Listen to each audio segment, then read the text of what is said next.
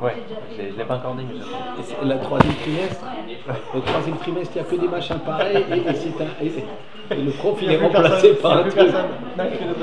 Les Français parlent au français. Bon. Je préfère le bar. Je vais peut-être très rapidement rebondir sur ce qu'on a dit la semaine dernière.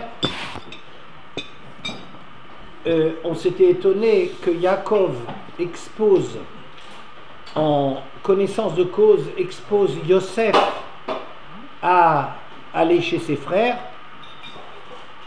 pour s'enquérir de leur santé, et alors qu'on sait très bien qu'un homme ne doit pas privilégier un enfant parmi les autres, et que Yaakov a été pour le moins maladroit dans cette histoire, si on ose dire cela, de lui avoir fait un habit spécial par lequel il montre sa préférence ou l'importance de Yosef.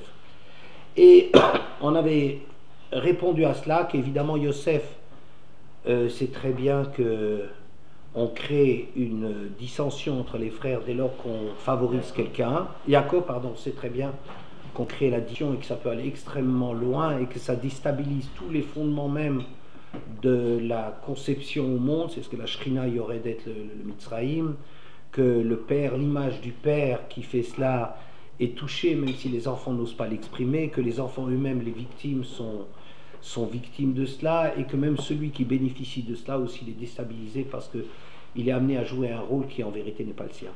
Et Jacob, pourquoi est-ce qu'il a fait cela? Parce que il s'est rendu compte que les frères ne sont capables que d'être Roïm Bishrem, d'être des amis à Shrem.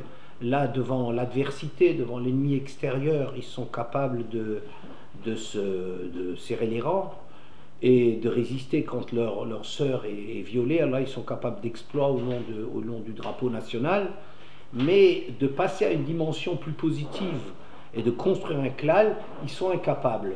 Et c'est pour cela que le personnage de Yosef, qui est tellement différent des autres et par beaucoup de côtés supérieurs aux autres, est celui qui permettra, si on l'intègre, à avoir créé une entité qui est très différente du copinage ou de la complicité qui existe naturellement entre tous les enfants. Personne n'a jamais fait le moindre problème pour que Judas soit le roi. Oui, personne n'a jamais remis en question quoi que ce soit parmi les frères. Ce n'est que Yosef qui est l'empêcheur de ronronner. Il dérange tout le monde. Et intégrer Yosef, c'est permettre à ce qu'au lieu d'un tzibour, on obtienne un klal. C'est-à-dire au lieu d'avoir simplement un groupement d'individus, un groupement d'intérêts, une complicité de proximité, eh bien on est obligé de créer une dimension nouvelle qui arrive à faire de la place à quelqu'un qui est encore étranger sous bien des rapports, n'est-ce pas? Et Yaakov, dans la mesure où parmi les Avot, c'est celui qui doit faire basculer l'individu Avraham, Yitzhak et Yaakov au klal, donc c'est lui qui a charge de donner corps à la suite de l'histoire juive, et c'est pour cela qu'il fait une chose qui en d'autres temps aurait été qualifiée de folie, d'exposer Yosef, et c'est ça ce qu'il veut en vérité quand il est enquiert-toi du shalom, du vivre ensemble, que chacun trouve sa place de tes frères. Chez l'Oyahou d'Abro le shalom, les frères sont incapables de faire de la place à Yosef, sont incapables de lui parler en paix, mais il faut le lire à un niveau un peu plus élevé. Ils sont incapables d'avoir une place pour Yosef. Alors si on avait bâillonné Yosef, le problème aurait été très facile. On aurait pu faire taire le rôle de Yosef, ça aurait continué à bien ronronner, tout se serait très bien passé. Mais Yaakov a comme mission, ou se sent investi d'une mission de passer à une vitesse supérieure, de créer une sourate d'un clan d'Israël. Et une sourate d'un klal, c'est pas la même chose que de la complicité. Donc c'est pour cela qu'il demande à Yosef de réaliser le shalom avec les frères, et c'est pour cela que Yosef lui renverra les Egla Aroufa, mais je ne vais pas revenir quel est le message qui est là-dedans et quel est l'enjeu qui se joue là-dedans. Bien. Pour le moment, disons, là où on est arrivé, c'est que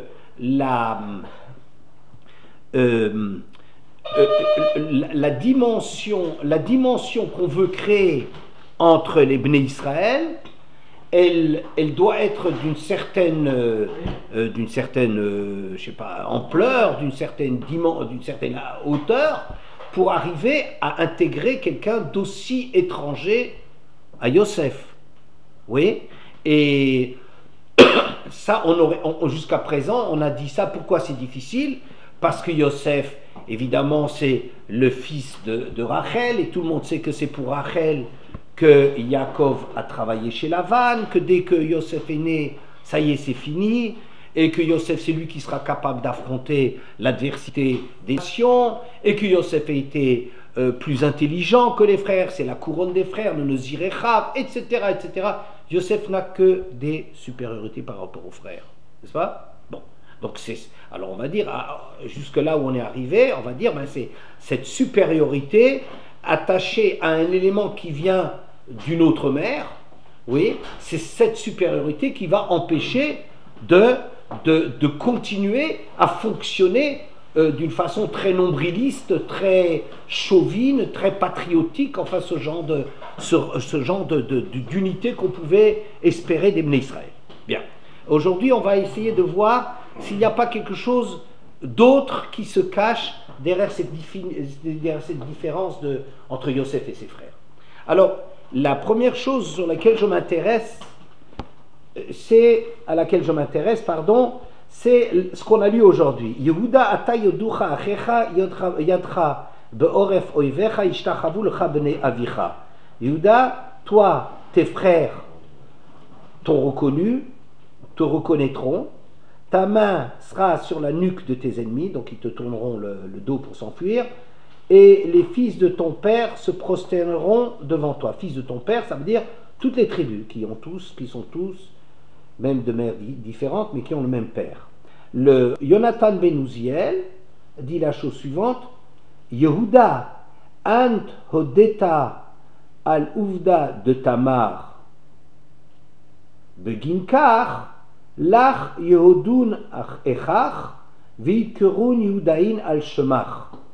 Le début du verset, on n'avait jamais l'impression qu'il y avait tant de choses à dire comme traduction de Yuda ata Uducha Chera, Yuda tes frères te reconnaîtront. Yonatan ben Uziel donne une traduction en donnant du sens. Yuda, toi, tu as reconnu dans l'affaire de Tamar, Beginkar, c'est pourquoi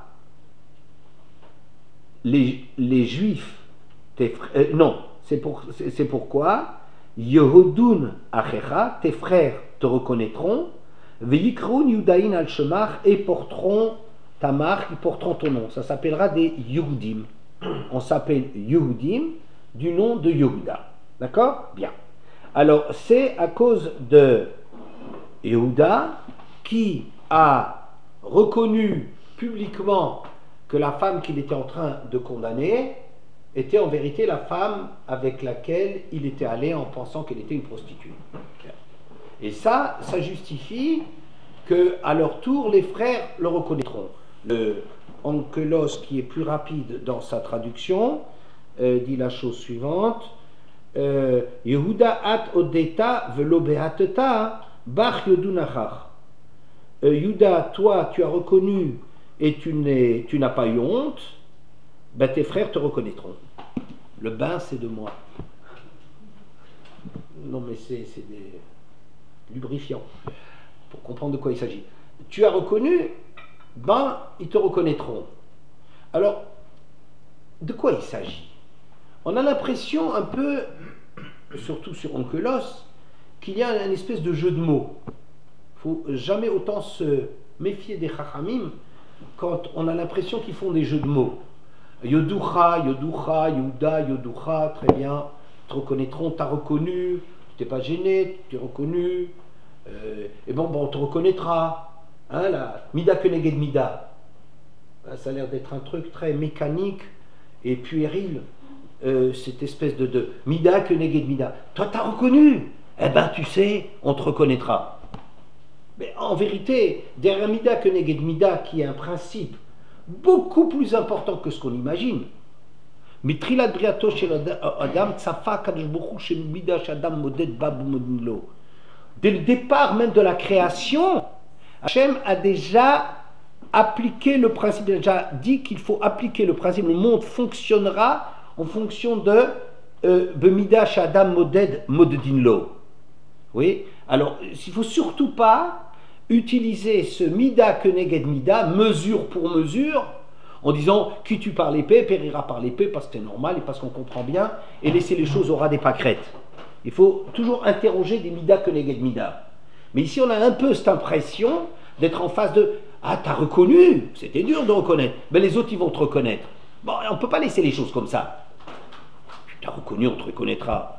On aurait pu trouver d'autres frères exemplaires qui ont fait des choses exceptionnelles et qui justifieraient que eux puissent brandir, je ne sais pas, la royauté et de devenir les rois. Pour ne citer le plus facile, c'est Yosef. Yosef, c'est le Nezir Echav, c'est le plus élevé, le plus grand, c'est la couronne des frères. Il est plus grand. Les frères, Yosef est tellement grand, il est tellement grand, Yosef, que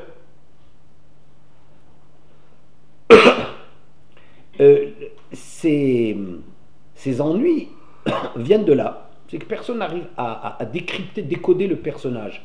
Un bonhomme, il se représente dans son rêve. On est dans les champs, on travaille et on est en train. Mais attends une seconde. Le Midrash, il dit nos ancêtres, ils étaient quoi comme métier? Roïtson. Oui, ça a toujours été le métier, le grand métier des Avot.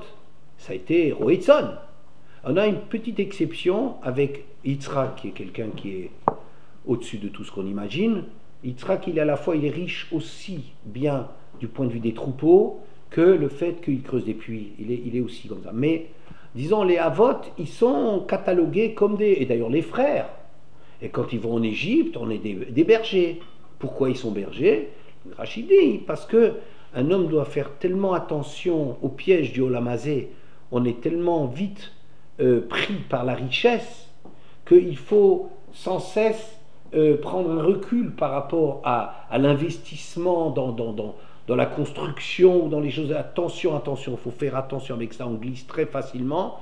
Et donc pour arriver à conserver un certain recul devant ce piège du Olamazé qui bouffe l'homme, oui, eh bien on a affaire avec des êtres vivants, pas avec de la pierre, pas avec de la récolte. Et puis on doit déménager et quelque temps en fonction des pâturages, on doit déménager quelque chose qui empêche l'homme de s'ancrer et de se faire piéger par ça. Tout d'un coup, un Yosef, il se voit lui dans le champ et ça veut dire quoi? Ça veut dire c'est Esav. Ish Sadeh, on en a un, le célèbre Ish Sadeh, enfin le plus célèbre, il y en a d'autres. L'homme des champs, ben c'est Esav. Ça veut dire que c'est l'homme il assume bien sa présence dans ce monde-ci. Et tant qu'on y est, profitons bien de la vie. Et puis, c'est un constructeur, n'est-ce pas? Bon, alors, voir Yosef comme ça, comme quelqu'un qui est dans le champ, c'est quelque chose de pas cachère chez lui, ça se voit, ça crève les yeux. Yosef, en vérité, c'est lui qui est le sitno chez les saves. C'est le seul qui est capable d'assumer d'être dans l'Olamazé, d'être dans le monde, et rester Yosef. Les autres n'en sont pas capables. Et d'ailleurs, il tient ça un peu de son père. Quand Yaakov s'est séparé de Esav, Yaakov nasa Sukkota, Yaakov a voyagé en direction de Sukkot, Vayivel lo Baït, il s'est construit une maison, le Mikné ou Asa Sukkot, pour son troupeau, il a construit des cabanes, Al-Ke Karachem Amak Sukkot, c'est pour ça qu'il a appelé l'endroit Sukkot. J'imagine qu'on n'a pas tellement tendance à appeler les endroits d'après les cabanes qu'on construit pour les moutons, mais plutôt sur les choses, c'est l'homme qui reste quand même l'essentiel. Or, pour lui, il a fait une maison. Eh bien, Yaakov, c'est quelqu'un qui arrive à être dans une dirat keva, dans une maison stable, être bien dans la mazé, n'est-ce pas? Et en même temps, ça ne lui pose pas problème. Il a tellement bien compris jusqu'au fond la place de ce monde et la signification d'être au monde, que pour lui, il peut être complètement investi, il peut construire dans du dur, dira Keva Bainan, lui il dira, il faut être capable dans la soukha de vivre dans quelque chose, dans des murs, et arrive à voir qu'en vérité, les murs ne te protègent de rien. Ouais, c'est... Vous savez, quand on dit, par exemple, que la mezouza, il protège, oui, la mezouza, elle protège, quoi. C'est une espèce de machin, une espèce de colifiché, enfin, un gris-gris, une amulette quelconque qu'il faut embrasser. L'embrasser en passant, oui. Enfin, bon, mais on a l'impression qu'il y a quelque chose un petit peu de magique. Non, c'est pas, je ne crois pas que c'est de ça qu'il s'agisse. Ce qu'on est reconnaissant à la soukha, c'est de nous rappeler que tu sais, tu rentres dans une maison, tu as l'impression que tu étais protégé. Tu sais, il y a quelqu'un qui garde. Une maison a besoin d'être protégée. Ça, la protection qu'on a, c'est de savoir que quand on rentre dans la maison, on a besoin d'être protégé. Ça, c'est la protection de la soukha, de la mezouza. C'est pas parce que c'est un écrit, quelque chose de magique, truc, même avec des beaux psukim, hein, avec les deux paragraphes du chemin, mais c'est bon. Quoi qu'il en soit, Yaakov est un personnage qui a la dimension d'être dans ce monde-ci, et en même temps, ça ne lui pose pas problème. Ce que je vous avais dit, je crois, Yeshev Yaakov Eretz Megouré Aviv. Que là où ses ancêtres avaient besoin d'être megourés, des instables, séjourner, ne pas se fixer, guerre de Toshav, Anori. Je peux être dans ce monde que dans la mesure où je me sens étranger. Oui, et une espèce de cultiver, une espèce de relation un peu ambiguë avec le monde, ambivalent. D'un certain côté, oui, on sait que le monde c'est un don d'Hachem, mais d'un autre côté, il ne faut surtout pas se fixer. Mais Yaakov, il est passé à un degré supérieur. Il est Yoshev, il est installé là où les autres ils ont besoin de sentir la fragilité. Donc on voit que Yosef, en vérité là aussi, est un continuateur. Et un continuateur de la mida de son père. Il ne faut pas s'étonner. Je dirais Yosef, c'est un personnage fabuleux. Ensuite, l'histoire de Yosef. Est-ce que quelqu'un est capable de faire une chose que Yosef, il a été livré à la femme de Potiphar. Oui, il est livré à la femme de Potiphar et qu'il arrive à se retenir. Cette chose-là, oui, la vérité, c'est le malaminateva. Hayam Ra'a Vayanos, la mère, elle a vu, et elle s'est enfuie. Elle s'est enfuie devant Yosef, devant le cercueil de Yosef, parce que c'est marqué Vayanos Achutza, qu'il a laissé ses habits, qu'il s'est sauvé. Il a eu là la force de s'arracher à la femme de Potiphar. Eh bien, c'est tellement quelque chose qui est impossible, oui, et c'est tellement difficile ce qu'il a fait, que la mère, elle fait quelque chose contre la nature. C'est en vérité, j'ai dit tout à l'heure un petit peu de mal sur Mida Keneged Mida, enfin bon, mais Mida Keneged Mida, c'est beaucoup plus que ce qu'on pense, mais ça exige de comprendre quelque chose. Mais ce qui est sûr, c'est que si un homme arrive à surmonter la nature, eh bien, la nature, elle n'est pas plus difficile à surmonter. Vous connaissez, c'est extraordinaire, Rabbeinu Yerucham, un truc extraordinaire, que quand Yaakov a retrouvé Esav, après 20 ans de séparation, il a eu peur. Mais de quoi il a peur? Au bout de 20 ans, puis de toute façon, il a des arguments, quoi. Il n'est pas devenu riche, il n'est pas devenu un terrien, il a des moutons, il n'a rien du tout. C'est l'omita la shamaï, l'omishma ne'aret, sa bracha n'a rien à faire avec la bracha qu'on lui a donnée. Puis il y a 20 ans qui sont passés, c'est quand même son frère. Bon. Et puis, qui me makli avarti et Erden. Avec mon bâton, j'ai passé le Jourdain. Rachid, un pshat, veut dire, il a frappé le Jourdain et Kiryat Yamsouf, quoi. Il est passé comme ça. Le miracle, c'était un truc, il vivait dans le miracle. Alors Rabbeinu Yerucham, il dit quelque chose de terrible. Il dit, Kiryat Yamsouf, c'est un miracle. C'est rien par rapport au miracle que Esav il change. Qu'un homme il change, c'est beaucoup plus extraordinaire que Kiryat Yamsouf. C'est un truc, c'est un vort extraordinaire. Un vort extraordinaire, ce truc-là. Qu'un homme il change, c'est impossible qu'il change. Ah, vous allez me dire, oui, mais Esav c'est un rachat, dit Rabbi Yerucham. Mais Esav c'est un rachat, il est connu, il s'appelle d'ailleurs, c'est la marque de fabrique, c'est rachat. Quel est le nom de famille de Esav? Rachat. Oui. Bon, alors, il y en a beaucoup dans cette famille. Hein. Dans la famille Rachat, vous me donnerez Haman, vous me donnerez. Ouais, il y en a quelques-uns comme ça, des phénomènes, quoi. Bon, alors, Esav, tu me diras, ah oui, mais Oui, mais ils savent. Bon, je ne peux pas dire que c'est un salaud devant tellement de micros. Hein? Bon, c'est enregistré, ça y est, c'est fini, je l'ai lâché, je l'ai dit. Bon, je ne regrette pas. Alors, qu'est-ce que c'est un monstre. Alors il dit, les frères de Yosef sont allés en Égypte avec l'intention de mettre l'Égypte à feu et à sang, à mettre à feu et à sang pour retrouver Yosef. Ouais. Allez, il rapporte un midrash, je ne sais pas où il se trouve ce midrash, et dit, quand Yosef a dit Ani Yosef, il se fait reconnaître par eux, ils ont voulu lui sauter à la gorge. Oui, c'est toujours mon, enfin pas toujours, mais très souvent, une année sur deux, c'est mon truc introductif à la période de Tchouva. Oui, les gens qui croient qu'on peut arriver à faire Tchouva et à se changer à quelque chose, c'est une fumisterie sans nom. Hein, enfin, je peux rien dire là-dessus. C'est enregistré parce que c'est, tu comprends les. Mais il y a tous les rabbins de France et de Navarre, moi y compris d'ailleurs. On a notre parnassa de faire truc, on peut faire tchouva, l'homme il peut changer, et pourquoi pas, machin. Bon, voilà. Les frères, c'est des tzadikim yosodé olam, des tzadikim extraordinaires. Les frères, ils sont fantastiques, il n'y a pas plus, il y a tout ce que tu veux, ouais. Mais quand ils ont entendu Yosef, tout est remonté. Tout est remonté à la surface. C'est fou. Bon, je reviens. Mais ils n'ont pas étranglé. Comment? Ils n'ont pas étranglé, donc c'est-à-dire que c'est quand même modéré. Ben, ils s'étaient pas fait les ongles alors. Tu sais, Non, ils avaient. Le seul qui faisait des abdos et des terres, c'était Yosef. C'est pas eux. Yosef, il était costaud à 17 ans. Il faisait Masénarout, tu sais.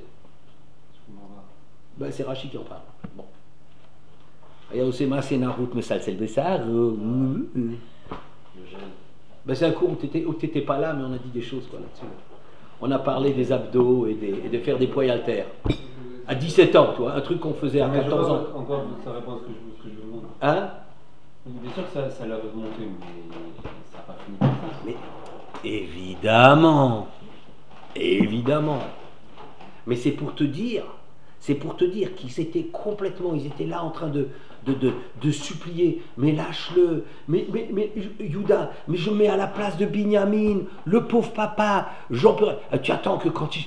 Yosef, mon Dieu Yosef, comme une mère juive, tu vois, 10 mères juives, tu crois 10 mères juives, ben, il n'y a pas une seule mère juive là-dedans. C'est un truc de fou. Évidemment qu'ils ne l'ont pas tué. Évidemment que c'est des tzadikim. Il n'empêche qu'il y a des choses qui sont tellement fondamentales dans l'homme qu'il faut réfléchir au problème de la tchouva. Comment gérer un truc pareil? Comment gérer le fait qu'un homme, il est ce qu'il est? Yosef, il a fait... Bon, je reviens à Yosef. Yosef, il a fait quelque chose... Vayetse, Vayenos Achutza, il est sorti, il est arrivé à s'arracher de quelque chose qui était invraisemblablement dur. Je dirais, mais Yosef en tête. Qu'est-ce que Yosef, il a de moins que Yuda? J'ai dit, Yosef, il est plus grand que Yuda. Il est plus grand parce qu'il est qualifié comme plus grand. Il est plus grand parce que c'est quelqu'un qui est capable, qui a un tel recul et qui a tellement compris qui est-ce qui dirige la machine, que lui, il peut être au sommet de la hiérarchie. Mais Biladai, ça vient pas de moi, c'est Elohim, etc. Moi, je fais rien du tout, moi, je suis un canal, j'ai rien du tout, j'ai aucun pouvoir. Surtout, ne croyez pas que j'ai le moindre pouvoir. Ouais? Bon, il fait quelque chose qui est le malin à Minateva, une chose qui est au-dessus de ses forces. Bon. Alors pourquoi c'est Yuda qui est le roi? N'est-ce pas? Bon. Alors, en vérité, la Gemara met les deux Yuridot, c'est-à-dire la descente de Yosef en Égypte, de Yosef Urad Mitzrayma, et la descente de Yuda de ses frères, va Yered Yuda Metechav, après l'échec du vivre ensemble avec Yosef, il les met en parallèle pour dire que Yosef, il a été Mekadeshem Shamayim Beseter, il a sanctifié le nom divin Beseter, discrètement, oui, en privé, pas en cachette, je sais pas, enfin cachette, enfin disant que c'était pas au vu et au su de tout le monde, Nitosaf lo otachat mishmo shel HaKadosh Baruch Hu, il a eu droit à ce qu'on lui rajoute une lettre du nom divin. Comme c'est marqué, Edut bi Yosef. Edut, témoignage de Betseto al-Eret Mitzrayim. Quand il est sorti sur l'Égypte, il s'est appelé Yehosef. Il a eu un He en plus de son nom. Yud Vav He Samerpe. D'accord? Il a eu un He en plus du nom divin. Et alors que Yuda, qui a été Mekadesh Shem Shamaim Barabim, qui a publiquement sanctifié le nom divin en disant elle est enceinte de moi, Tamar est enceinte de moi, n'est-ce pas? Alors lui, Kol Kulo al Shemo Shel HaKadosh Baruch Hu, il s'écrit Yud Ke Vav Ke. Et le Dalet, c'est les 4 lettres, je ne sais pas pourquoi on avait besoin de l'ajouter. Bon, d'accord? Qu'est-ce que ça veut dire quoi? Que l'histoire de Yuda, c'est plus difficile, vous savez, les difficultés, les pas difficultés, hein, c'est... Hein? On ne sait pas ce que, de toute façon, on ne sait pas ce qu'on arrive à résister. Qu'est-ce que c'est plus grand? Mais surtout que là, ça a l'air d'être un truc un peu public. Puisqu'il l'a fait publiquement, bon, c'est parce que son histoire, c'est une histoire publique. Yuda, il a une histoire publique. Il est en train de condamner, de siéger comme roi pour condamner Tamar à être brûlée, n'est-ce pas? Et puis, il reconnaît que c'est d'elle qu'elle est enceinte, que c'est de lui qu'elle est enceinte, n'est-ce pas? Bon. Bon, ça s'est passé publiquement. Alors, Kol Kulo Hashem Shel HaKadosh Baruch Hu, il a reconnu. Ouais. Et Yosef, bon, son histoire, bon, avec une femme en général, ça se passe pas. Bon, c'était pas le 21e siècle, n'est-ce pas? Bon, on n'était pas encore. La gauche n'était pas encore au pouvoir. Bon, alors donc les choses se passaient encore discrètement. Quoi. On n'officialisait pas toutes les cochonneries du monde, n'étaient pas encore officialisées. Quoi. Bon, alors c'est pour ça que Yosef, c'est moins que. En vérité, je pense qu'il faut, si vous regardez l'épreuve des deux, elle est très différente dans sa nature. Qu'est-ce que vous voyez comme différence? Regardez ce que Yosef doit faire et ce que Yuda doit faire.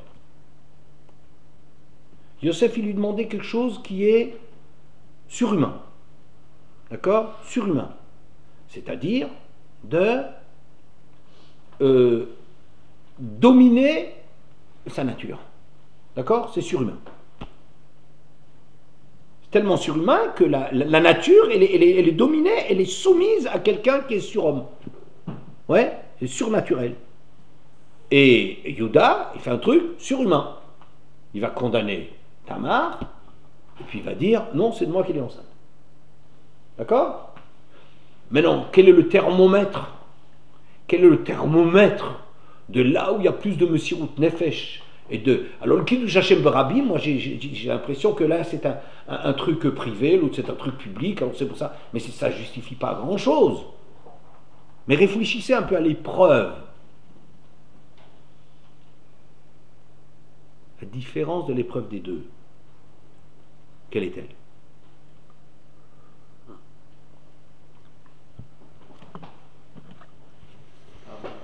L'un lui demande de frotter, l'autre lui demande d'avouer sa faute. Comment? Qu'est-ce que c'est avant coup et après coup? Yosef, c'est avant Clara Vera qui s'est retenue, et Yosef, c'est après. Yuda, pardon, après. C'est d'assumer plus. Ouais. D'assumer. Oh, assumer, d'accord. Donc voilà, un peu assumer. Oui. Il est en reconnaissant, il est façon. Voilà. Il y a une grande différence. C'est que Yosef, on lui demande quelque chose d'impossible. Le problème n'est pas ici de prendre la température de la difficulté. Hein. C'est suffisamment une épreuve au-dessus des forces humaines. Hein. On le voit bien. Mais c'est pas ça. Lui, il a une raison de surmonter ce qu'il est en train de faire, parce que s'il ne fait pas ça, c'est pas un homme. Ça veut dire que je ne dis pas qu'il y arriverait, je ne dis pas que quelqu'un d'autre que Yosef y arriverait. Mais Yosef, ce qu'il lui demande, c'est au nom de ce que c'est un homme, et qu'il doit être capable de se maîtriser, il ne doit pas faire cette interdiction. Ce qui le pousse à résister, c'est de dire, je ne peux pas, je ne dois pas faire une chose pareille. C'est ça l'image du père qui revient, toute son éducation et tout ça qui remonte à la... Oui, je ne pense pas qu'il y avait que chez Poutifar, il y avait une photo de Baba Salé, comme ça, avec des flashs et des clashs. Oui, je ne pense pas que c'était un truc comme ça. La photo du père, là, qui avait... que Yosef, il avait pris, quand on l'a vendu, il avait encore une image du papa avec des... Oui, Je crois pas, je crois pas. J'imagine pas. Hein? Parce que ça veut dire l'image du Père. Ça veut dire, je peux pas. Comment est-ce que je peux revoir mon Père? Alors c'est ce que le Midrash dira, que Yosef il a dit. Il a vu l'image du Père et le Père lui déclarait dans ce message ou dans cette vision, dans cette perception, il dit, tu sais, si tu fautes, tu disparais des frères. Tu n'as plus de raison d'être.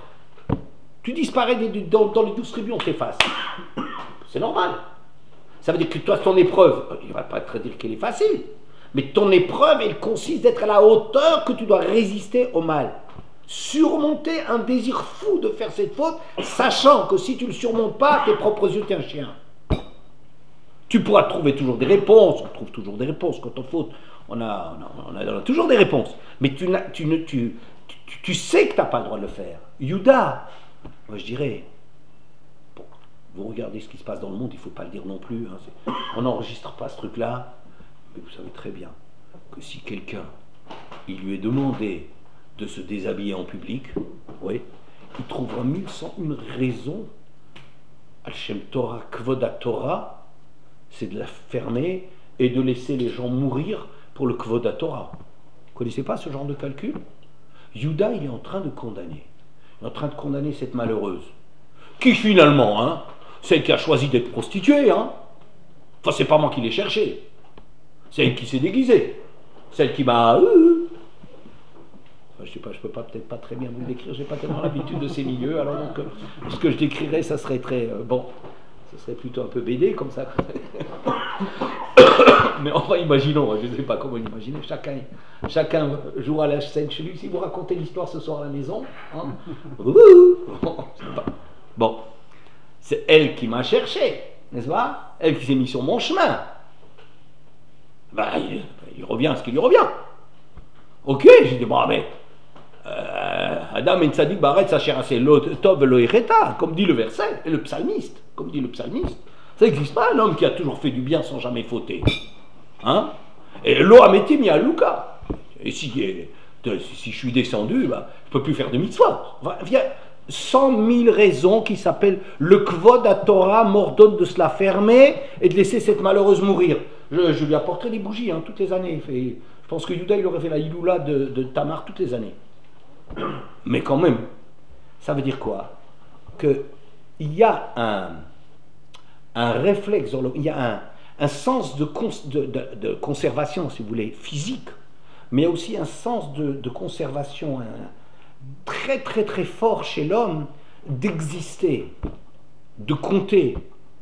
Et un bonhomme qui est en train d'être le mec, le roi, qui est en train de gérer tout, de prendre la vie et la mort des gens, de trucs comme machin, cette femme-là, elle m'a trahi, et trucs. Enfin, en vérité, l'histoire, c'est juste le contraire. C'est que Tamar, elle voulait tellement rentrer dans cette famille, c'est lui qui l'est, parce que je n'ai pas donné Sheila, etc. C'est moi qui suis en tort, elle qui avait toutes les raisons, etc. Mais le silence est grand dans ces cas-là. Ça veut dire quoi? Que si Yuda, il a fait ça, Yuda, il a quelque chose au-dessus de lui. Arriver à se suicider, socialement parlant, en allant avoir la chouma de sa vie, n'est-ce pas, devant tout le monde, de dire, ça fait plaisir quand on se dit chouma, hein. Ça c'est au bout de 40 ans, je sais dire chouma. Je ne peux rien tirer de moi. Bien, c'est bien dit. Il y a des mots que tu peux dire que comme ça. Il y a des mots comme ça qui peuvent se dire quand il dit, il y a des mots qui peuvent se dire qu'en judéo-arabe ou en arabe ou entre. C'est les mots pour le dire, ça. Il faut le dire juste dans la langue qu'il faut le dire. Alors, bon, l'archement, ça te fait plaisir. On peut t'en dire plusieurs. Alors, donc, il est en train de se suicider. D'avoir l'impression, si j'avoue, je peux aller me cacher dans un trou de souris. Je ne peux plus comparaître, j'existe plus dans une société. Où je vais mettre? Si quelqu'un a cette force-là, ça veut dire qu'il a un impératif au-dessus de lui. Ça veut dire qu'il a, le Emet, ça existe. Il a une couronne au-dessus de lui. Une raison d'être qui le dépasse et à laquelle il est soumis. C'est parce que la vérité, elle est comme ça. Ben, même si je crève, mais la vérité, elle est comme ça, et je ne peux pas laisser cette fille mourir. Il y a, la justice, ça s'appelle quelque chose, et je ne peux pas bâillonner la justice. Ça n'existe pas. Donc, si vous regardez, Yosef aurait amené l'homme à une dimension extraordinaire, mais c'est l'expression d'un homme. Est-ce que tu veux voir un grand homme? Tu sais ce que c'est un grand homme? C'est quelqu'un qui, dans une situation comme celle de Yosef, arrive à maîtriser ses pulsions. C'est un homme époustouflant. Époustouflant. Il a amené l'homme le plus haut que je peux imaginer. Yuda, je dis pas que Yuda il est tellement grand que ça. Yuda il faute. Yuda il peut fauter, ça y arrive plusieurs fois. Mais ce qu'il a, c'est qu'il a quelque chose au-dessus de lui qui lui interdit de. Ce qui va dire notre question tout à l'heure, notre question de tout à l'heure, on dit pourquoi est-ce que Yuda, puisque tu as reconnu, on te reconnaîtra, c'est pas du tout un mauvais jeu de mots ou mauvaise mida keneged mida, du tout. Enfin, puisque tu as reconnu, on t'a reconnu, c'est pas ça. Mais puisque toi, reconnaissant une chose pareille, tu places quelque chose au-dessus de toi, c'est ça, c'est ça la malchoute. La malchoute, c'est-à-dire quelque chose au-dessus de toi. Vous savez, une fois, Rabban Gamliel, il voyageait avec Rabbi Yoshua, et c'était un voyage qui était un périple qui était assez court. Rabban Gamliel avait pris du pain, et Rabbi Yoshua il a pris du pain, et il a pris aussi de la farine pour pouvoir fabriquer du pain. Et puis le bateau, je ne sais pas s'il était dans peut-être dans le triangle des Açores, je ne sais pas quoi, enfin des trucs mystérieux, j'en sais rien. Et voilà, et le bateau, il a commencé à foirer. Alors Rabban Gamliel, il avait mangé son pain, Rabbi Yoshua aussi. Rabban Gamliel, il dit, putain, comment ça se fait que tu as encore pris de la farine? Il dit, il y a une étoile qui apparaît tous les 70 ans. Et cette étoile-là, elle trompe le navigateur, elle prête à confusion, et donc elle nous embarque ailleurs et elle nous fausse la route, etc. À ce moment, je me suis méfié. Je m'avais dit, alors Rabban Gamliel, il était assis. Il dit, Rabbi Yoshua, t'es tellement grand que ça. Oui. Il dit, tu sais, au lieu de m'admirer moi, tu as deux élèves, Rabbi Elazar ben Chisma et Rabbi Yochanan ben Gudgeda. Ils sont tellement forts, oui, parce qu'il lui a dit, non, il a dit comme ça, il dit, Rabbi Yoshua, tu es obligé de gagner ta vie, tu es obligé de faire des voyages pour gagner ta vie, alors tu es un chacham tellement grand. Et je dis, ben, tu as deux élèves qui sont tellement extraordinairement grands, qui peuvent te dire le nombre de gouttes qu'il y a dans la mer. Vous voyez? Je vais une petite parenthèse, parce que c'est pour relâcher un peu la tension, parce que j'en peux plus. Rav Chaim Oizer, en regardant un arbre, il pouvait vous dire combien il y a de feuilles. Je tiens ça de mon gendre. Hein? Bon. Il n'oserait pas raconter des blagues à son beau-père. Il n'a pas encore hérité. Alors, il voyait l'arbre, et il pouvait vous dire combien il y a de feuilles. Tiens, c'est pas possible un truc pareil. Comment il fait? On ne peut pas contrôler. Il dit, il y a un moyen de contrôler. Regarde, il regarde l'arbre, et puis il tourne le dos, ou je ne sais pas quoi, il sort, vous enlevez des feuilles de l'arbre, vous ramassez des feuilles autant que vous voulez de l'arbre, il vous dira combien de feuilles il y a maintenant. Vous voyez ce qu'ils ont fait. Ils ont vérifié qu'ils savaient combien il y avait de feuilles de moins d'une fois à l'autre. Hein? Voilà. Donc, étant donné que Rav Chaim Oizer, il était comme ça, et puis Rabbi Yochanan ben Gudgeda ou Rabbi Elazar Chisma, ils peuvent savoir combien de gouttes dans la mer. Bon, j'en sais rien. Mais, alors, il est Rabban Gamliel, et eux, ils meurent de faim. Tes deux Talmidim là, qui sont des Chachamim, mais tu peux même pas imaginer comment ils sont grands, c'est des gens qui littéralement meurent de faim. Trouve-leur un job. Rabban Gamliel, quand il est arrivé à terre, il a appelé ces deux Chachamim, et les Chachamim ne sont pas venus. Il les a convoqués, ils ont fini par venir, et il dit, Schara animatil alechem, Avdout animatil alechem. Pourquoi vous êtes défilés? Vous croyez que je n'ai pas compris pourquoi? Parce que vous êtes des Talmidei Chachamim. Vous croyez que je vous donne de l'honneur et vous souillez les honneurs. Vous croyez que c'est de l'honneur que je vous donne quand je vous donne un poste? C'est de l'esclavage que je vous donne. Un roi, c'est le premier esclave de la couronne. Chez les autres, on le dit, on ne le fait pas, mais le roi, il est soumis à la couronne. Donc, si quelqu'un comme Yehuda, il a quelque chose au-dessus de lui, qui va faire qu'il est prêt à donner sa vie parce que c'est comme ça. On n'a pas le choix. Ah mais je vais mourir, je serai ridicule à vie, je serai rejeté, tout le monde se moquera de moi, tout le monde fera des commentaires sur moi, sur ce grand sadique qui est en train de machin. Vous savez, les gens, ils sont un peu durs. Hein. Bon. Impossible de... C'est comme ça, c'est comme ça. Oui. Avdout Anoumali. Il s'est évade du pouvoir qu'il a. D'accord? Bien. Je vais continuer un peu. La Gemara, il y a une Gemara qui compare la malchoute de David et celle de Shaoul. Vous savez, nous on a commencé avec ce verset Yoducha ata Yoducha achecha, et c'est marqué Lo yasur shevet miuda. Le pouvoir royal ne quittera pas Yehuda. Alors, qu'est-ce que ça veut dire qu'il ne quittera pas? Ça veut dire qu'une fois qu'il sera rentré dans la famille du Yehuda, c'est ça le roi légitime. Entendu? C'est le roi légitime. Le pouvoir ne doit plus le quitter. On n'a plus le droit de le prendre. Alors, mais Shaoul, il a été roi. Il a été roi par Hachem. Dit Shaoul, il a été un roi, un avant-roi. Un avant-roi, c'est-à-dire on l'a nommé avant.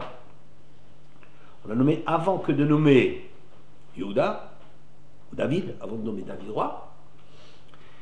Il y avait Shaoul et son fils qui ont été des rois. Et le Ramban, Et son fils. oui, Méphi-Bochette, je crois qu'il s'appelle. Bon.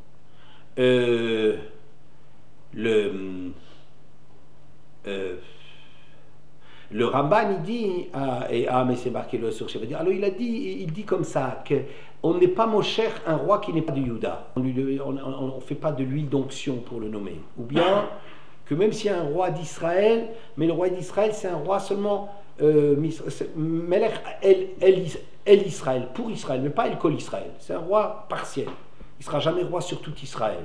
Ou bien c'est un roi qui n'aura pas un titre de roi qui sera soumis à quelqu'un au-dessus de lui. Bon, quoi qu'il en soit, le Ramban, il se débrouille. Quelqu'un a posé la question, il dit, mais si Shaoul n'avait pas fauté,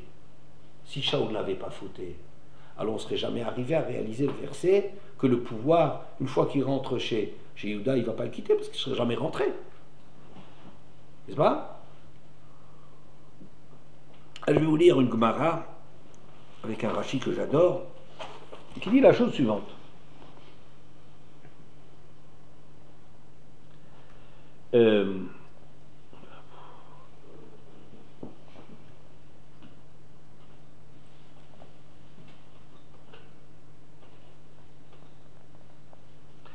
Amar Rav Yehuda, c'est une Gemara dans Yoma Kavbet Amudbet vers la fin de la page. Amar Yehuda Amar Rav, Mipnema Neenash Shaoul. Pourquoi est-ce que Shaoul a été puni? Rachidi Neenash Shaoul, lavo l'idée d'avar chez Alav Nital Mimeno Malchut. Il a été puni, c'est-à-dire qu'on l'a amené à une situation qui va faire qu'on lui prend son titre. Donc d'après ça, même Hachem il a exprès fait un croche-pied pour lui enlever la couronne et pour la donner à Yehuda, quelque chose comme ça. Mipne Shemachal al Kvodo, parce qu'il a renoncé à son kavod. Il a renoncé à son kavod. Chez Neymar, ou Bene Belial Amrou, Mayoshin Uze, Vaivizu, Velo Eviu Lomatana. Quand Shaoul a été nommé roi, alors les gens ont commencé à ricaner. Il dit oui, il est de la tribu de Binyamin, côté de Yosef, hein, Binyamin. Il est de la tribu de Binyamin. C'est son millier dans lequel il est, c'est un millier qui est insuffisant, qui est insignifiant. Et des Bnei Belial, des gens sans foi ni loi, ont dit qu'est-ce qu'il pourra déjà faire pour nous celui-là, et ils l'ont méprisé et ils lui ont pas envoyé un cadeau de reconnaissance. Quand quelqu'un devient roi, il faut lui faire un présent, chacun doit lui faire un cadeau, n'est-ce pas? Eh bien ils lui ont pas fait ça parce qu'ils ont dit ce type-là c'est un rigolo, c'est un rigolo, oui. Très intéressant d'ailleurs, mais c'est une parenthèse.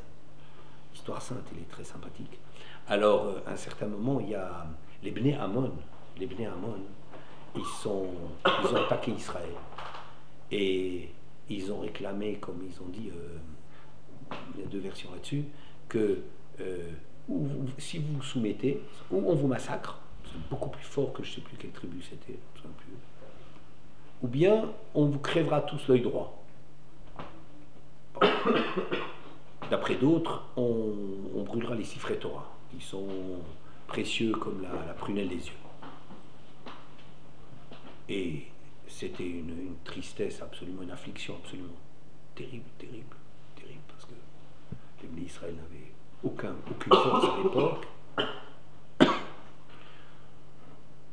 Quand on a raconté ça à Shaoul, qui était un roi potentiel à l'époque, quand on lui a raconté ça, il est rentré dans une telle fureur. Il a dit aux gens de Yavesh Gilad, c'est les gens de là-bas qui avaient été menacés là, par truc, il dit dites-leur que dans 7 jours, vous donnerez la réponse. Oui. Alors, donc, Yavesh Gilad, on vous donne un délai de 7 jours. Shaoul, il a pris un taureau, il a déchiré le taureau en 12 morceaux, il a envoyé à chacune des tribus, il a envoyé un morceau et il dit écoutez, si quelqu'un ne vient pas à la guerre contre Yavesh Gilad, voilà, je réduirai en poussière tous ces troupeaux, je les déchirerai comme j'ai fait avec celui-là. Ce qui est arrivé, que quand Yavesh Gilad, quand l'autre arrive, Ammon arrive en se frottant les mains, ils ont eu la raclée de leur vie, mais quelque chose d'absolument monstrueux. Alors, parce que Shaoul, il avait tellement secoué le peuple qu'ils leur ont passé la pâtée de leur vie. Vous voyez ? Après, ce qui est sympathique, les gens, ils sont venus. Il y en a des là-dedans, des juifs qui t'ont manqué de kavod quand tu as été nommé roi. Preuve difficile. Maintenant qu'il a été nommé roi, que tout le monde a vu de quoi il était capable, Shaoul, n'est-ce pas? Alors, évidemment, les cafards, ça refait surface. Oui. Alors, si, il y en a, je peux te dire, là, il y a des types qui ne t'ont pas envoyé des cadeaux. Shaoul, il a enterré le problème. C'est un grand homme, Shaoul, un homme exceptionnel. Ouais. Mais ce qu'on lui reproche, c'est que quand on l'a nommé roi, il y a des gens qui ne lui ont pas envoyé de cadeaux, de présents, de royauté, je ne sais pas comment on va l'appeler, parce qu'en se disant, c'est un rigolo, celui-là, il ne pourra rien faire pour nous. Vous voyez, bisous, ils l'ont méprisé. Et lui, vous voyez que Maharish, il n'a rien dit. Il a ravalé le truc. Il n'a rien dit. Rachidi. Mipne. Pourquoi est-ce que Shaoul, finalement, il a perdu son titre? Quand est-ce qu'il a perdu? Avec l'histoire de Agag. Hein, c'est par la suite. Quand il avait eu l'ordre par Shmuel de massacrer tout Amalek, il a laissé Agag vivant. Et c'est là-dessus qu'il a été dégommé. D'accord? Mais on dit, pourquoi est-ce qu'il est arrivé à cela? Pourquoi il est arrivé à cela? Pourquoi il en est arrivé à cela d'avoir été dégommé? À Mipne, parce qu'au début, Mipne chez Machal al-Kvodo, il a renoncé à son kavod. Rachidi, chez Mitrilat Malchuto, au début de son règne, Machal al-Kvodo, il a renoncé à son kavod, Vegila al-Atzmo, il n'y a que Rashi pour le dire, et il révèle par là même, chez Eino Kodai Limlor. Il n'a pas à régner, incapable de régner. On lui a manqué de kavod. Regardez la réaction de Shaoul. La réaction de Shaoul, c'est un grand homme. Shaoul, c'est un très grand homme. Il est capable qu'on lui fait l'archouma. Oui, il a été nommé roi. On lui envoie des cadeaux et tout ça. Il y a des petits zut qui le méprisent, qui ne lui envoient pas le truc. Vous savez, les familles de cafards, ceux qu'on voit ressortir derrière, vous voyez, ce genre de truc. Lui, il ferme les yeux, il est au-dessus de ça. Avec cela, tu montres que tu n'es pas un roi. Tu vois, tu as commencé à régner, tu n'es pas un roi. Pourquoi? Parce que Machal al-Kvodo, il a renoncé à son kavod. Qu'est-ce que ça veut dire renoncer à son kavod? Ça veut dire, imaginez que le kavod lui appartient à lui. Bon, un Talmid Chacham, un père, vous voyez un problème, est-ce qu'il peut être mochel sur son kavod? Est-ce qu'il peut renoncer à son kavod? Il peut renoncer à son kavod. Pourquoi? C'est son kavod. Si un rave qui a étudié de la Torah, il renonce à son kavod, kvodomachou. Il peut le faire parce que c'est lui qui a accumulé de la Torah, il est devenu ce qu'il est. Grâce à la Torah. Mais il est devenu ce qu'il est, son kavod à lui, son kavod tu peux renoncer. Mais un roi, qu'est-ce que ça veut dire? Tu peux être mochel sur ton kavod? Tu peux garder le silence devant ton... C'est pas ton kavod, monsieur. C'est pas ton kavod, c'est le kavod du roi. Le roi, il a une couronne au-dessus de lui. T'as pas de couronne au-dessus de toi. C'est un grand bonhomme. Shaoul, il n'y a personne qui est aussi grand que Shaoul. Je ne sais pas si David Ameller est plus grand que Shaoul. Peut-être Shaoul est plus grand que David. Je sais rien, on n'a pas de thermomètre sur ce genre de truc, c'est pas intéressant. Mais pour se dire, quand je dis qu'il n'y a personne au-dessus de Shaoul, c'est pour dire qu'il a des hauteurs de toute façon, qu'on ne va pas chercher là-dessus, comment est-ce que... Vous comprenez, ça n'a aucun intérêt de dire, est-ce que David Ameller... Si on ne dit pas en quoi est-ce que David est plus grand que lui, ça n'a strictement aucun intérêt de dire que David il est encore plus grand que lui. On ne veut pas un thermomètre de la Frumkai. Vous comprenez, on ne prend pas le thermomètre, est-ce qu'il a de la fièvre, est-ce que c'est un vrai Moser Nefesh ou un demi-Moser Nefesh, ou bien on a quelque chose à dire sur le sujet, ou on se tait au niveau où ça se passe. Il n'y a personne qui a une couronne Shaoul. Et un homme comme ça, c'est pas un roi. Ça veut dire la question de dire, mais qu'est-ce qui se serait passé si Shaoul il n'avait pas fauté? Je vais vous dire, d'après moi, c'est une fausse question. Pourquoi? Parce qu'il est impossible qu'il ne faute pas. Il n'est pas fait pour ce travail. Un homme, il a toute la bonne volonté du monde, c'est un tzaddik autant que tu veux, mais il n'est pas possible qu'il ne faute pas. Pourquoi? C'est pas un roi. Igila alatzmo she'enu kedai limlor. Il a montré sur lui, il a révélé sur lui qu'il est incapable de régner. Pourquoi il est incapable de régner? Parce qu'il est mochel sur son kavod. Mais c'est un tzaddik, c'est un anav. Ben, la même chose avec Agag. Avec Agag, quand tu as demandé de massacrer Agag, il a dit, je ne voulais pas m'opposer au peuple. Le peuple, il a demandé qu'on le laisse vivant. J'ai dit, Im katon ata benecha shov rosh shifte Israël ata. Vaim shechacha Hashem à la mort. T'es peut-être petit à tes yeux, mais tu as une mission d'Hachem. Tu as une mission sur le peuple. Alors je dirais, comparez, si vous voulez, regardez la grandeur du personnage. La grandeur du personnage, elle est époustouflante. Époustouflante. Et vous voyez, le gars, il revient de la guerre, après l'histoire que je vous ai racontée d'Amon, dans lequel il a complètement fait éclater Amon. C'est le moment de régler ses comptes, non? C'est le moment de régler ses comptes, non? Il y a quand même des espèces de trucs... Bon. On peut y aller maintenant. Tout le monde lui donne les pleins pouvoirs. Vas-y, allez, vas-y, tout le monde de quoi tu es capable. Mais c'est un homme exceptionnel. Shaoul est un homme exceptionnel. Vous voyez, c'est pas un roi. Voilà. C'est ça ce que je voulais obtenir. C'est-à-dire, Yosef, c'est pas un roi. Il est capable de donner. Il est capable d'être supérieur. Il est capable de tout ce que vous voulez. C'est pas quelqu'un qui agit en fonction de quelque chose d'extérieur à lui. Quand il ne va pas fauter, évidemment, c'est pour une raison morale qu'il ne va pas fauter. Mais c'est parce qu'il surmonte au nom de sa raison d'être. Parce que si je ne le fais pas, je ne suis plus rien. Je ne suis plus Yosef, j'ai plus de place dans le clan d'Israël si je faute. N'est-ce pas? C'est ça la dimension de Yosef.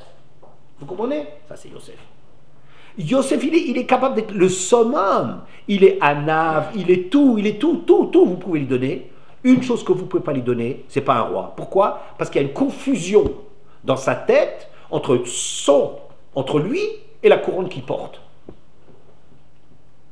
Avdout anumat yelenechem. Toi, tu es l'esclave du pouvoir. Le roi, Juda, on n'est pas en train de dire, il est... Comment? C'est ça l'épreuve qu'il a.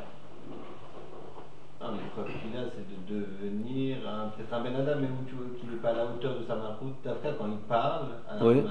donc ça a l'air, il dit les choses comme elles sont. Oui, il est formidable. Et c'est pas le problème là-dessus.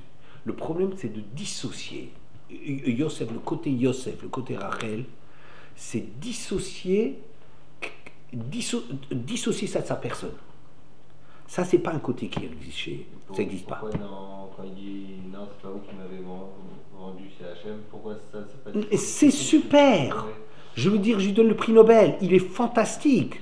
Il n'est pas en train de se suicider au nom de quelque chose. Il est très très grand au nom de quelque chose qui lui dit, mais reconnais les choses. Ah, tout le monde a envie.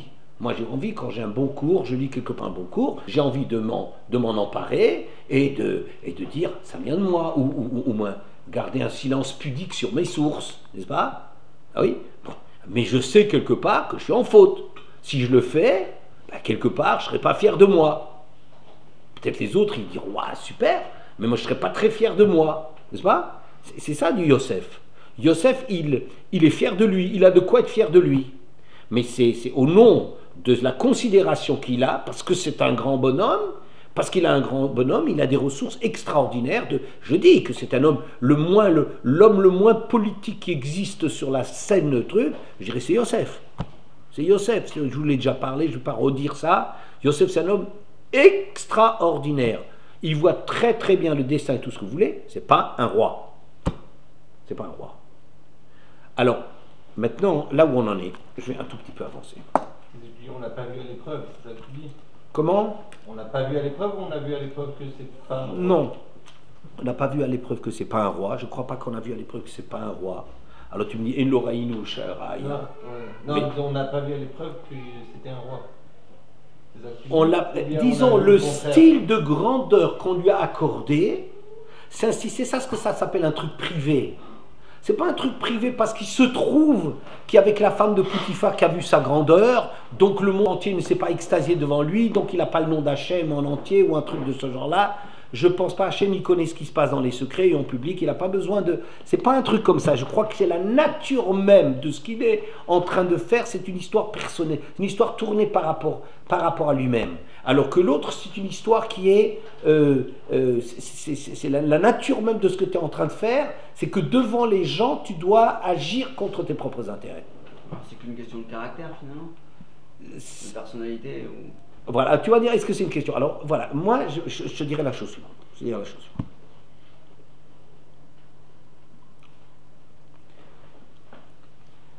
J'ai commencé en disant que la difficulté qu'il y a à faire cohabiter Yosef avec les frères, n'est-ce pas? J'ai commencé à dire que d'après ce qu'on a vu la semaine dernière, c'était parce que Yosef, on ne peut pas l'intégrer. Il est sur une autre planète. Donc, ça force les Bnei Israël de voler à une autre dimension, d'avoir des ressources. La création du clan Israël doit faire surgir des ressources tellement grandes que même un personnage comme Yosef trouvera sa place. N'est-ce pas? C'est ça ce que j'avais dit la dernière fois. Maintenant, je précise, avec ce qu'on a dit aujourd'hui, je vais préciser. Yosef, c'est vrai qu'il a tous les avantages, toutes les supériorités, tout ce que vous voulez, mais Yosef, c'est un individu. Yosef, c'est un individu. Yehuda, c'est un clan. C'est ça, si vous voulez, en enlevant les supériorités, infériorités, tout ce que vous voulez, ce que je veux dire aujourd'hui, c'est de dire qu'il y a deux grandeurs qui existent. Je vais vous donner une illustration.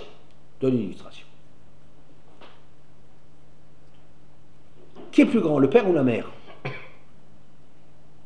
Qu'est-ce qui est le plus grand, le cerveau ou le cœur?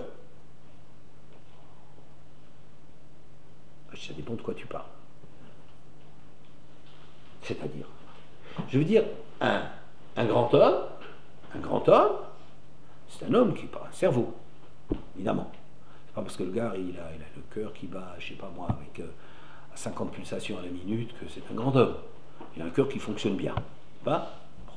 Mais la gadloute de ce bonhomme, la grandeur de ce bonhomme, c'est...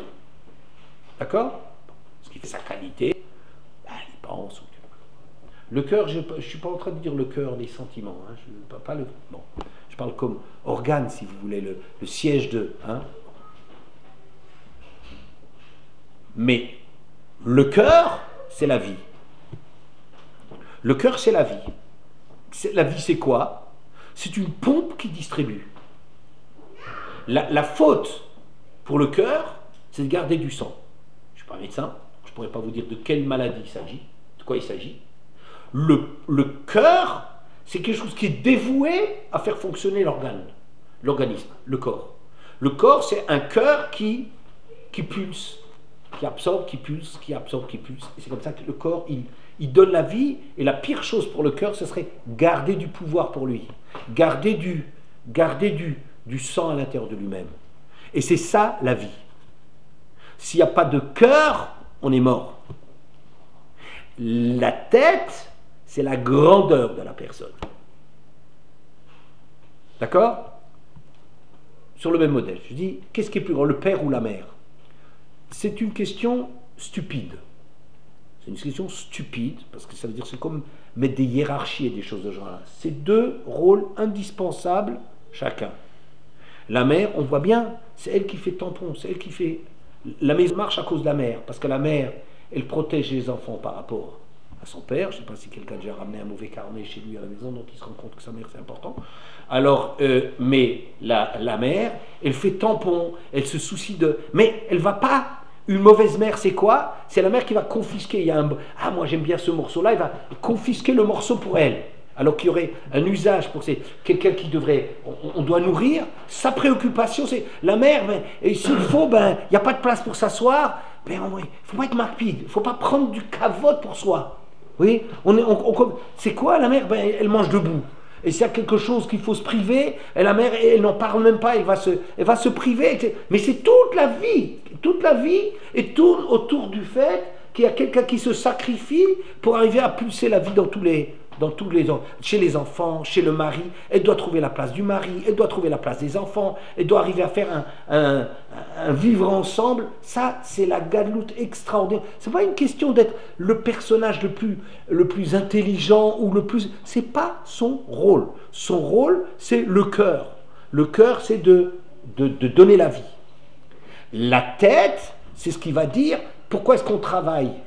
Parce qu'il y a une personne, on va la reconnaître. Ah, ça, un type, il pense.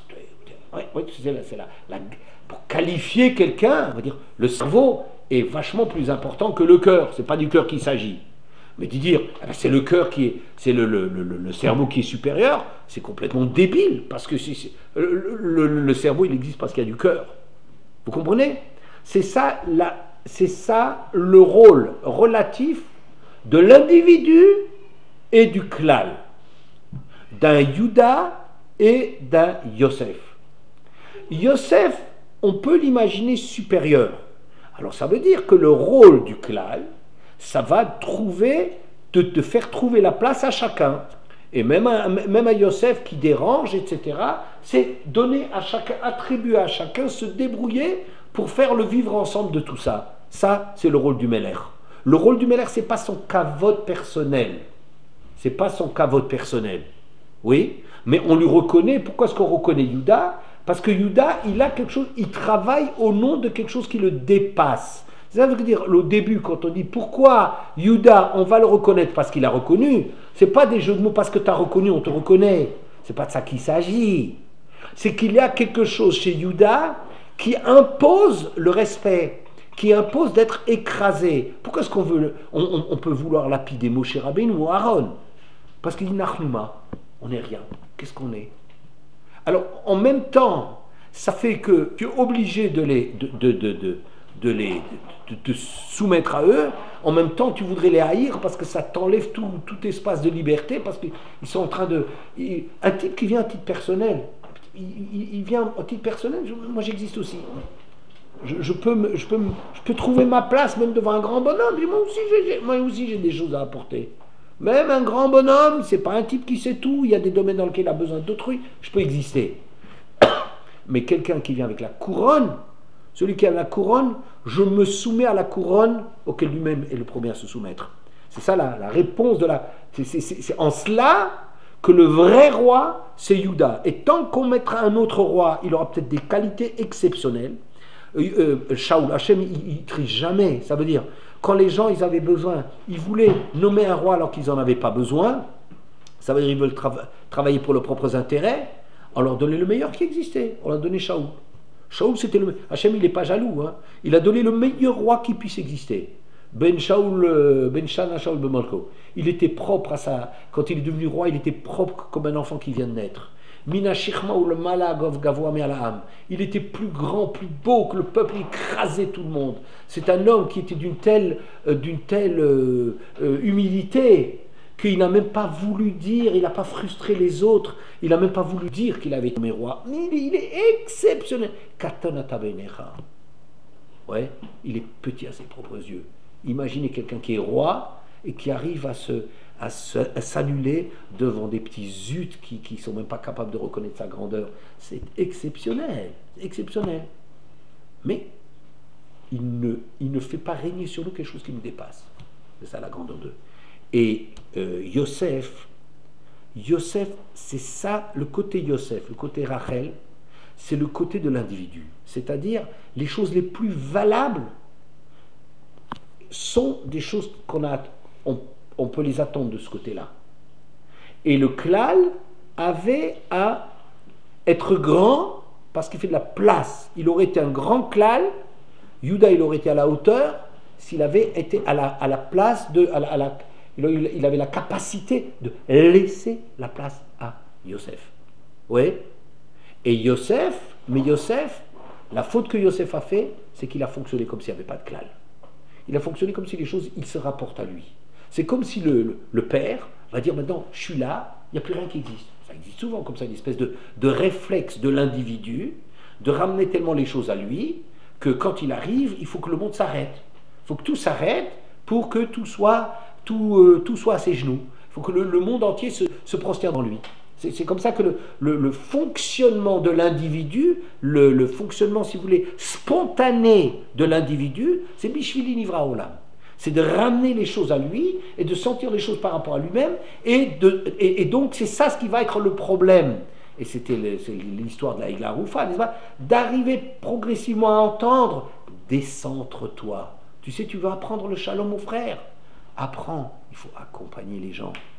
Il faut sortir de son propre monde, de sa propre sphère, des Arba Hamot. Accompagner sur Arba Hamot, ça veut dire apprends. C'est en vérité Yaakov a tout à fait exposé Yosef. Et Yaakov, il a pris un risque de folie. Et Yosef a été, je vous dis, pour moi, Yosef, c'est Akedat Yitzhak. Yaakov et Yosef, pour moi, c'est une Akedat Yitzhak.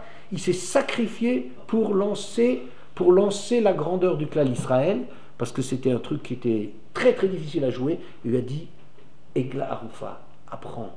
On a des devoirs, pas seulement à donner à manger, pas seulement à boire, il faut sortir de soi pour arriver à montrer l'importance qu'une personne est là pour toi, sortir et c'est ça que Yaakov voulait lui enseigner, de quelle façon essayer d'apprendre un truc. Donc Yosef, c'est ça ce qu'il a à apprendre. Je voudrais juste conclure avec une Gemara de Tanit Daftet.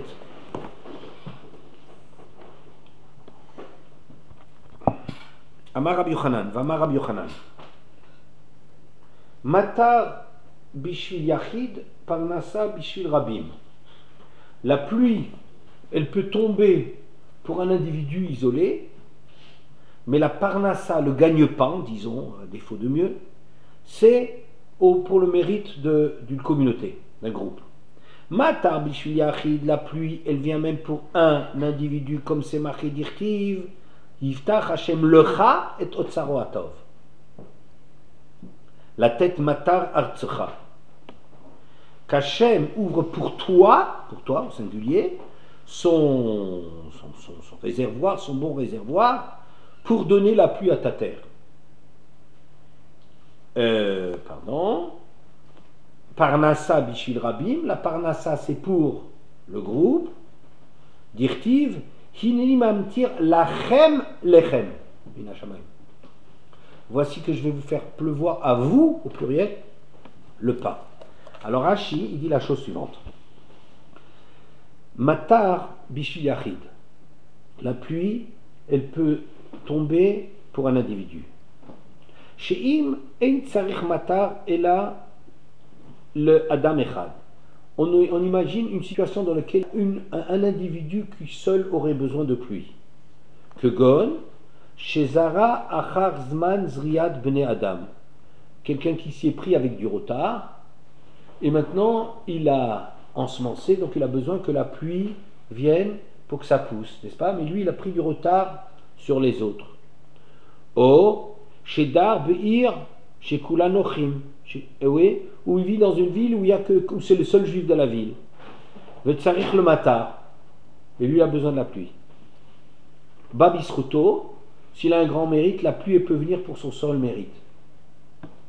Ou Parnassa, tandis que la Parnassa, Shefa Tova ou Michia le Chola Olam, c'est-à-dire une abondance de bienfaits et de subsistance pour tout le monde, pour le monde entier, et nous bat le Olam Bisrut Echad. Jamais elle ne viendra au nom d'un individu. Et là, Bishvil Rabim, que à cause du mérite d'un ensemble. Chez Im Rabim Tzrichim, Sova, je sais pas quoi,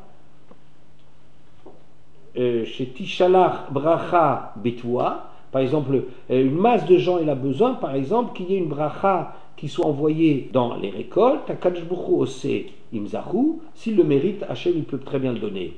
Aval Yachid, Hatzarir, Sheitbarchu Tevuato, Tuotav, mais un individu qui aurait besoin que sa récolte soit bénie, En Akadosh Baruch Hu Meshane Ba'avuro Din Hashana, mais Akadosh Baruch Hu ne va pas modifier pour un individu ce qui a été fixé normalement pour cette année-là, et là que fit Birkotea. Va falpi chez Morid, Bishvil Yachid Matar, Zé, l'Ashbir Tevotav, bien qu'on a vu plus haut, qu'Akadosh Baruch Hu il peut faire tomber la pluie pour faire pousser ses récoltes chez l'Oyugruot Michel Acherim, pour qu'il arrive à rejoindre, à se mettre au niveau des autres. Avala sot sadeu que sade sovalo, mais de faire de son terrain à lui, d'en faire un truc qui marche, non. Alors vous voyez, dans ce Rashi, il dit quelque chose de superbe. Il dit qu'en vérité, un individu, le maximum de ce qu'il peut faire, le maximum, c'est d'obtenir ce que les autres ils ont eu par leur mérite collectif. Mais un individu n'aura pas quelque chose qu'on donne à titre de la collectivité. L'abondance, par exemple, maintenant je ne sais pas pourquoi, là, je prends Rachid tel qu'il est, enfin c'est Gemara tel qu'elle est, mais l'abondance, par exemple, qui provient d'un mérite collectif, un individu ne peut pas avoir ce mérite-là. Il peut juste être au niveau, au diapason, rejoindre le truc. Juste une petite parenthèse. Qui est le Maasef, le Cholamachanot? Qui est la tribu qui s'appelle Measef le Cholamachanot, celui qui arrive à rassembler la voiture balai du peuple juif. Hein? Dan. Dan Measef le Cholamachanot. Qui c'est Dan? Dan c'est Yosef. Dan c'est Bila. Dan c'est l'individu par excellence. D'ailleurs son chef c'est Shimshon. C'est l'individu, l'isolé par excellence. Et bien Dan, c'est celui qui a cette qualité d'arriver à faire recoller au peloton ceux qui étaient chassés du klal, parce qu'ils étaient chez Anan Poltan, que la protection divine les avait chassés. Dan est quelqu'un comme individu qui a tellement l'expérience de la grandeur individuelle qu'il arrive à Sefer Cholamachan, il arrive tous à les ramener. Il arrive à les ramener. Comme on voit ici dans ce texte, qu'est-ce qu'un individu peut obtenir? C'est arriver au niveau de faire recoller au klal. Mais un individu, c'est un très grand mérite, mais ça mérite un individu, et un klal, c'est tout à fait un autre mérite. Je voulais juste, sans rentrer dans d'autres détails, parce que je n'ai pas terminé cette série de cours, mais de dire qu'aujourd'hui, ce que j'ai voulu apporter, c'est surtout de dire que ce n'est pas une histoire accidentelle que Yosef est difficile à intégrer. C'est pas simplement, il se trouve que dans cette famille on a un problème avec quelqu'un qui s'appelle Monsieur Yosef parce que c'est le fils de la femme pas du tout. C'est parce que Yosef c'est un enjeu fondamental qui est le prat, c'est l'individu par excellence. Yosef, c'est un individu par excellence, et c'est pour ça qu'il est dans cette logique de l'individu. Si vous vous souvenez, le premier cours qu'on avait de la série, c'est de dire que Rachel et Léa, qui étaient les deux facettes de toute femme, oui, eh bien, Rachel, c'est la femme, la compagne de l'homme tel qu'il se perçoit maintenant. La perception directe qu'un individu a, ça c'est Rachel. Ben c'est ça, c'est le truc individuel. Alors que la dimension Israël, la dimension de Léa, c'est une dimension beaucoup plus difficile. C'est la dimension du klal, c'est l'effort qu'on doit faire de sortir de son âme pour s'intégrer dans quelque chose. Bon, on verra ça la semaine prochaine. Le dernier, c'est